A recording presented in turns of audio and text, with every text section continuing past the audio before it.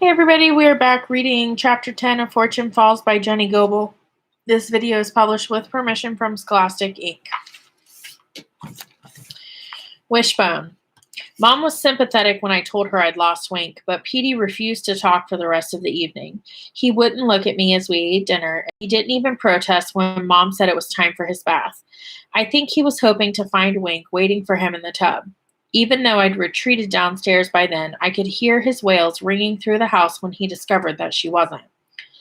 I awoke the next morning to an unnervingly empty house, and it caused a powerful wave of grief and loneliness to course through me. On days like this, when Mom and Petey left before I even got up for school, Wink had always been there to lick my face when I was feeling sluggish. Even if she stayed upstairs while I got ready, I could hear her paws pounding on the kitchen floor above me. The silence made me feel more alone than I'd ever felt in my life. I wasn't scared. I just felt dead, on the inside. I felt like never crawling out of my bed again. Then I remembered Dad taking me on a trip downtown after my broken collarbone had healed, but my spirits hadn't. "See these people," he'd said. "These are the luckies that have given up." We drove by windows that had been broken out with baseball bats and sidewalks that were in some places shattered by sledgehammers and in other places overgrown with vines. On the streets were people with unkempt hair and beards and expressionless faces. The worst were those staring off into space as they sat immobile on curbs or behind blowing curtains. "I know broken bones hurt, Sadie girl, but so does embarrassment," Dad had said. "But I think what fate really wants is to make you stop trying. That's its biggest success. Not ending your life, but making you feel dead while you're still alive." So I got up. With a lot less gusto than the day before, I repeated to myself, "Win spelling bee, make birthday wish, pass luck test."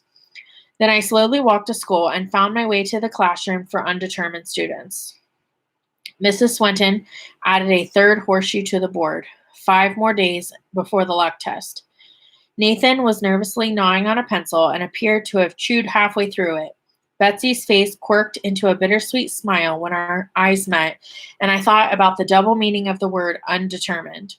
Sure, it meant unknown, unidentified, as in we hadn't yet been identified as lucky or unlucky. But it also meant hesitant, faltering, and unsure. Maybe the word actually did still fit a number of us. By the middle of the day, it was hard to remember why I had chosen to get out of bed. Nothing too terrible happened, but even common nuisances, like my pencil box spilling on the floor, felt like more than I could handle. At least Betsy rushed to my side to help me clean up the mess. At lunch, I didn't attempt to sit by anyone in the cafeteria. Just found a spot alone at the end of one of the long formica tables. When I glanced up, Betsy offered me another weak smile from across the room, but then went back to chatting with a quiet girl from our class. It was the first time I'd ever seen her not eat with Sabrina and Felicia.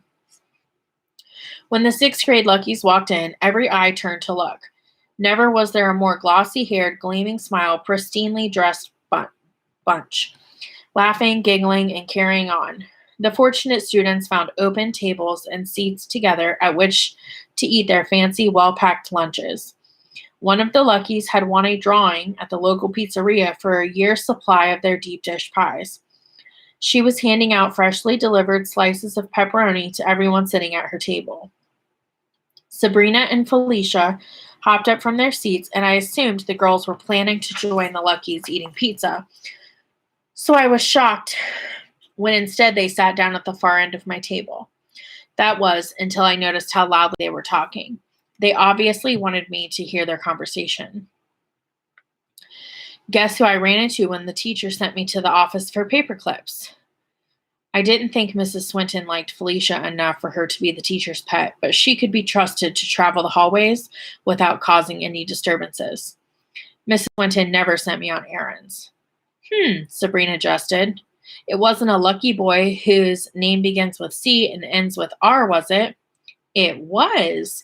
And as Cooper walked by me, I accidentally, on purpose, spilled the entire box, Felicia giggled. Sadie's clumsiness gave me the idea, she said, and when he stopped to help me pick up the paper clips, he totally brushed my hand. I know he meant to. Felicia's eyes flitted toward me. I dropped my gaze, an instant too late, catching her crafty smile. Satisfied I was listening, she kept talking loudly to Sabrina. I'm going shopping for a new black dress after school today. Do you want to come? What do you need a new dress for? Oh, I know, Sabrina said, playing along. The Friday the 13th dance, the two friends squealed in unison. Just then, a lucky named Daniela was walking by. She leaned in and shouted, Jinx! Instantly, both girls were struck mute. It was sort of hilarious watching them open their mouths and emulate speech without any noise coming out. I flashed Daniela a grateful smile. She smirked, found a place to sit with some other luckies, and went about eating her lunch. I wondered how long she would let them go on like that before saying either of their names aloud. School might be terrible, I thought to myself as I went back to my soggy peanut butter and raspberry jam sandwich, but at least now it's quiet. 10 minutes into our lunchtime, Cooper plopped down in the empty seat across from me. I felt an instant boost. Even though I knew I should tell him to sit somewhere else, for his own good, I couldn't bring myself to do so. Sorry I'm late, he said as though we had a standing lunch date. We didn't. I had to ask Mr. Barton something after class. Mr. Barton was Cooper and the other Lucky's teacher. As Cooper launched into an explanation, I peered out of the corner of my eye at Felicia. She was scowling at me and trading scornful looks with Sabrina. I wondered briefly if there was a way to jinx facial expression. I would have given anything to put the two girls' faces on mute right along with their voices.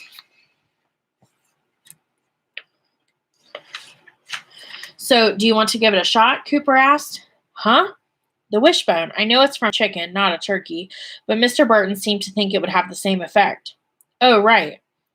Cooper was holding a wishbone. From where? His lunch, I guessed, out between us. I took hold of one of the sides. We pulled at the exact same time, and of course, it snapped in his favor. I realized as I held the shorter end in my hand that I hadn't even bothered making a wish as I pulled. Cooper frowned. I was trying not to put much pressure on it. I thought that way you'd have a good chance of getting your wish. I could hear him speaking, but my mind was a million miles away. The thin bone I'd held between my fingers reminded me of the hand at the cemetery, and then all I could think about was Wink. I must have looked pretty crushed because Cooper was falling all over himself, apologizing. I'm so sorry, Sadie. It was a stupid idea. I shook my head. It was a nice idea. I'm just worried about Wink. Didn't you catch her? When I circled back to the park, I ran into Felicia. I thought she might help us look for Wink, but when I asked, she said she'd just seen you walking home with her. Cooper trailed off, probably realizing that whatever Felicia had said had been a lie. I shook my head, but just thinking about the graveyard had made me suck in my breath. I let it out. Wink chased the cat into the old Fortune Falls cemetery. The cemetery? Cooper stiffened. Not good. Not good at all. He eyed his longer end of the wishbone, and I knew what he was thinking. If I would have known, I would have wished for her to come back. I wished... Shh, I said. Don't tell me or it won't come true. Okay, but I'm going to help you get her back, I promise. Cooper's dark brown eyes shined with determination. I smiled. I had desperately needed a reminder of why it was important to keep fighting fate, and here one was, sitting right across from me. We just need a plan, Cooper said. Say you'll meet me after school. Please, Sadie? I stalled. I don't know. I was anxious to get back to the cemetery to look for Wink again, but with my extra horrendous luck, it was the last place I needed to drag Cooper. The bell rang, signaling the end of lunch, and he stood up. Please, he pleaded a second time. Cooper always was better at formulating plans than I was. I usually talked myself out of things, just like I'd almost talked myself out of the spelling bee. I still hoped to use the bee to start a winning streak. But with Wink missing now, things were getting even more complicated. I knew I could use his help. Finally, I relented with a curt nod of my head. But just a plan. We'll meet at the park. Yes, Cooper said. You got it. He started to walk away, headed for the line of Luckies gathering near the entrance to the cafeteria. But he stopped after just a few feet. Flashing me a crooked grin, he took a step back in my direction and whispered secretively, it appears my wish is already coming true. All right, come back for the next video for chapter 11.